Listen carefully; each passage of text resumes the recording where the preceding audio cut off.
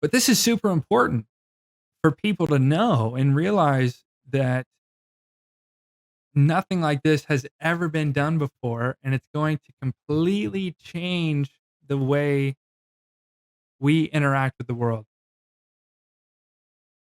period. Yo, what's up? We have got some exciting things to talk about because there are some crazy things happening in the crypto space, the Web 3.0 NFT space. And the goal of this channel is going to be to expose as many people as possible to the imminent future as I see it. And hopefully we can learn from each other and you from me, because exclusivity of knowledge is where opportunity lies. So what am I talking about? I'm talking about Web 3.0, okay? Web 1.0 was a a read only interface with the internet, okay? Uh, we could do emails, articles, and that was about it. There was no interactivity through the web. Web 2.0 is the internet as we know it now, where the, it's called the creator platform. This allows for read and write. So not only can we read things, but we can also interact and post and do retail, right? So that's Web 2.0. But with that, and that's how you've had the development of these giant companies like Google and Facebook, Amazon. With that, we became the product because these big corporations were using our data and selling it to advertisers so that we could be monetized.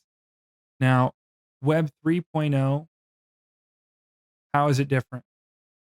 Web 3.0 allows for the integration of blockchain, dApps, NFTs, AI.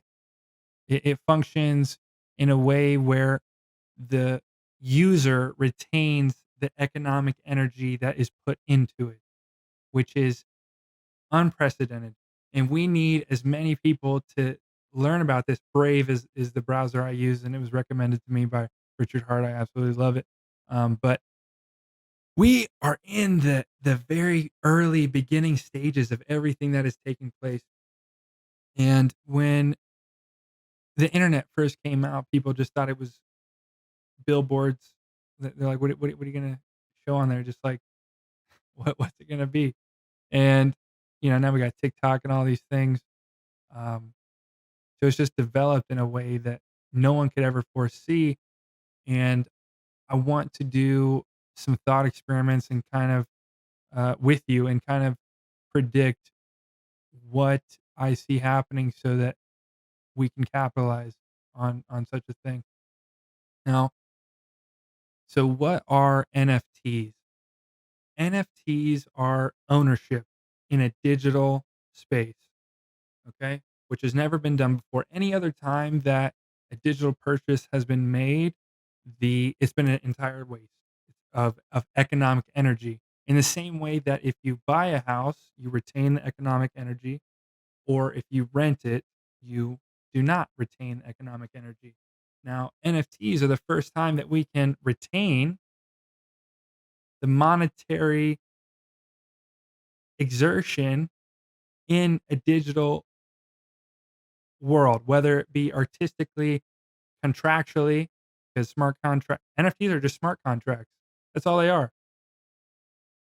The first interaction that most people have had with NFTs have been the profile pictures, and they say, okay, well, it's $1 million JPEGs, but it's much more than that. And NFTs are smart NFTs are smart contracts that allow for utility. And in the very near future, everything is going to be an NFT. Uh, and what do I mean by that? Music, art, plane tickets, sporting events, music festival tickets, all contracts, real estate, car loans. These will all be NFTs. Why? Because they're immutable. They're immutably stored on the blockchain, where it's completely transparent and everyone can see, and it's decentralized. Why is decentralization important when you talk about something like music? NFTs have the ability to completely eliminate a lot of predatory firms. I'm gonna say firms that exist currently. What are some examples of those? Well, music labels, mortgage lenders, the profit that they make is hidden within the fine print of the contracts that they write, and it's usually in the favor of the label. Now, how can NFTs replace music labels? Because NFTs allow for royalties built into the resale of an immutable contract on the blockchain. So if you buy a Dua Lipa concert ticket and you wanna sell it, so you buy it, so Dua Lipa gets a percentage, and then you resell it, you scalp it, so Dua Lipa gets another percentage on that. So now what would be the point of a music label?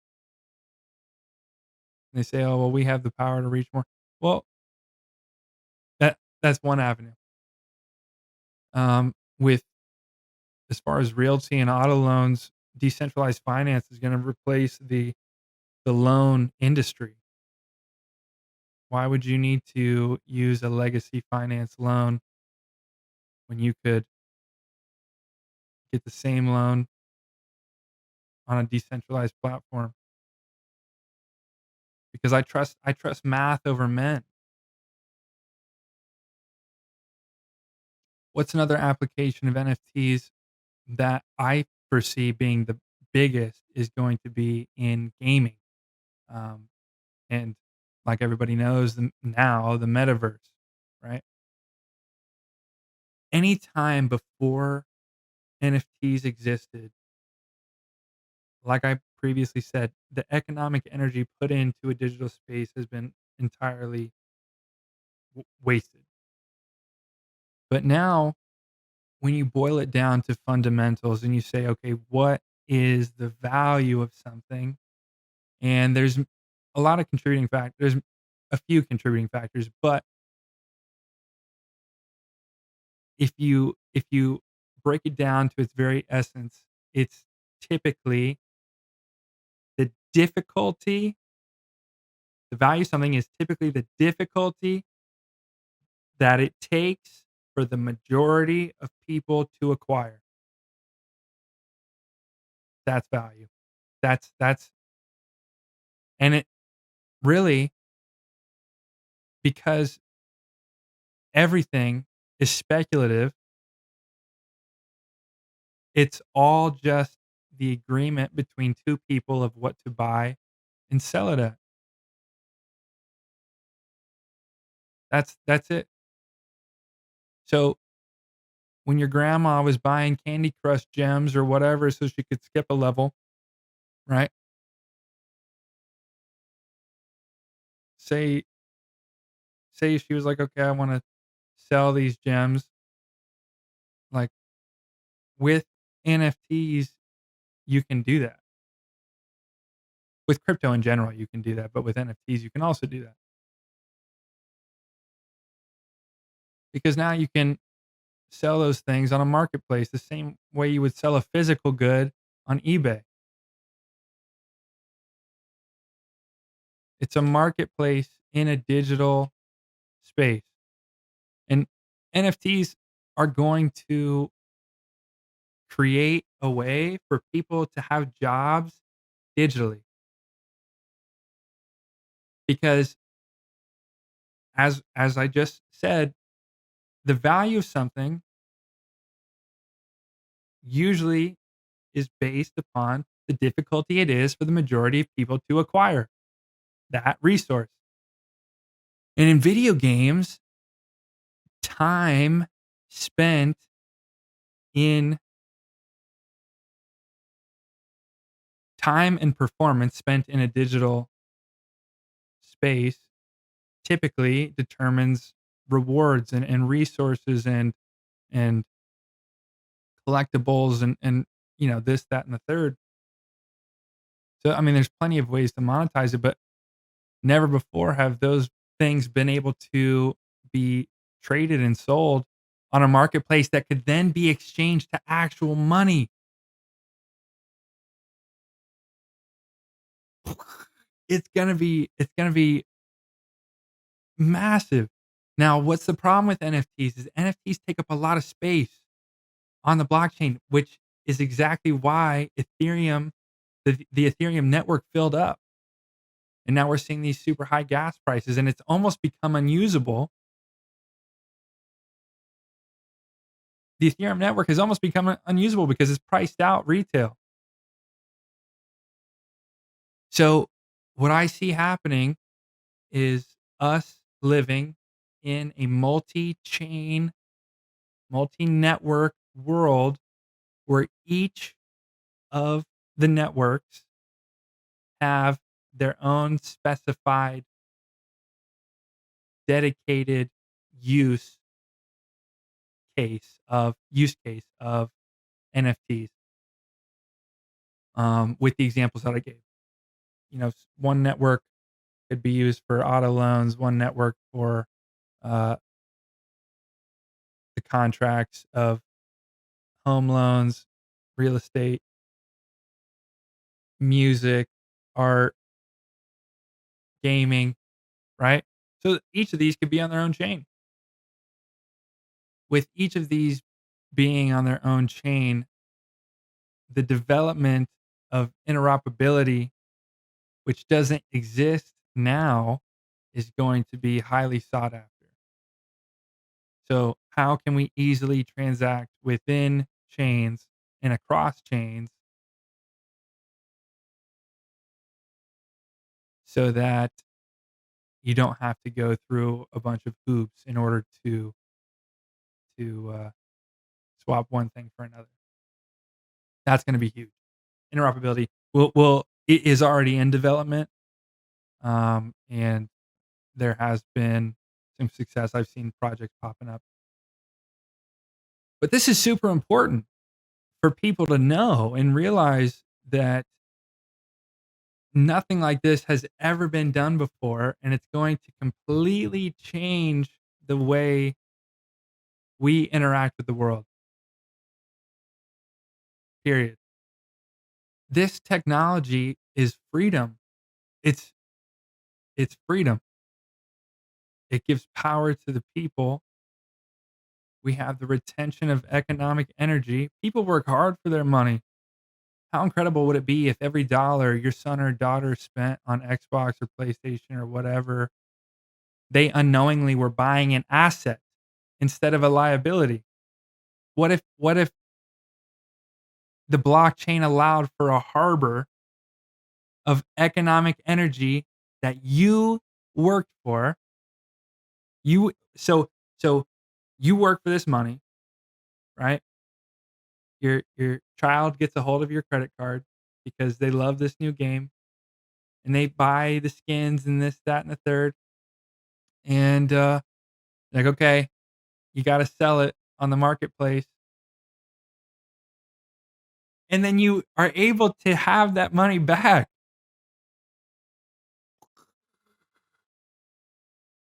Because why? Because why? Who's it coming from? Who's it coming? It's coming from the person who bought it, which is the same as any transaction that happens. Real estate, auto loans, the stock market, everything happens in that way. Okay, back to Ethereum filling up. So Ethereum fills up because NFTs take over. I mean, they just took off. They didn't take over, but took off. And they take up a lot of space. So in the near future, I would suggest that if you have any ERC-20s that you put them into a wallet that you own. Do not leave them on an exchange because Pulsechain, which is a new project, is essentially going to be the Ethereum 2.0. It's going to fork in the next month or two, and it, it this is going to be the first project that forks Ethereum that doesn't launch empty. Every other fork of Ethereum has superior technology, as will Pulsechain, but they've all launched empty. The only reason that Ethereum is even usable and the reason that this development has occurred is because adoption is taking place. And so Pulsechain is going to allow for a safe haven of people who have been priced out of Ethereum to rejoin the marketplace and participate. The the only way that this innovation continues to succeed is participation. And it's something that you want to be a part of because it's freedom and safety and security. It's the first time that financial power and political power are now separate. And what I mean by that, it used to be a, a country would invade another country and they would take over it and they would say, okay, we get to make all the rules and we control the money now. That's the only way it's ever existed, period. And blockchain technology gives the power to the people to say, I don't want to participate in any of that. Financial power for the majority of history has been gained at the detriment of other humans. And this technology is the first time that we can benefit and gain financial power at the same time. So leave some good comments. I'm going to have to spend a lot of time editing this. Leave some good comments of things that need more clarification. Hopefully we can learn from each other and I and I can learn from you and you can learn from me and we can achieve the goal of this channel, which is to expose this idea of the future to as many people as possible so that they can begin to participate and enjoy the opportunity that comes with exclusivity. Whether you participate or not, this future is going to take place because it's more efficient. In the same way that getting rid of all the maps and putting them on an iPhone was efficient.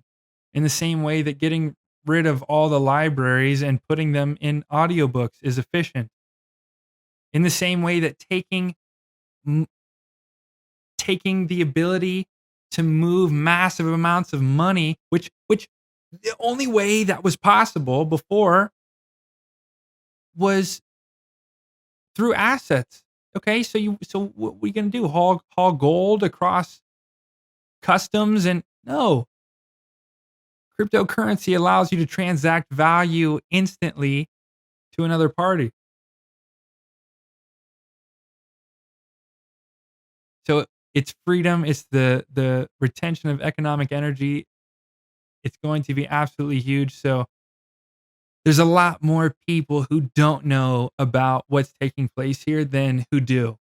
And we need to educate everybody and we all can learn from each other, but this is a future that you want to take part in because it's going to be absolutely massive. So we'll see you on the next one.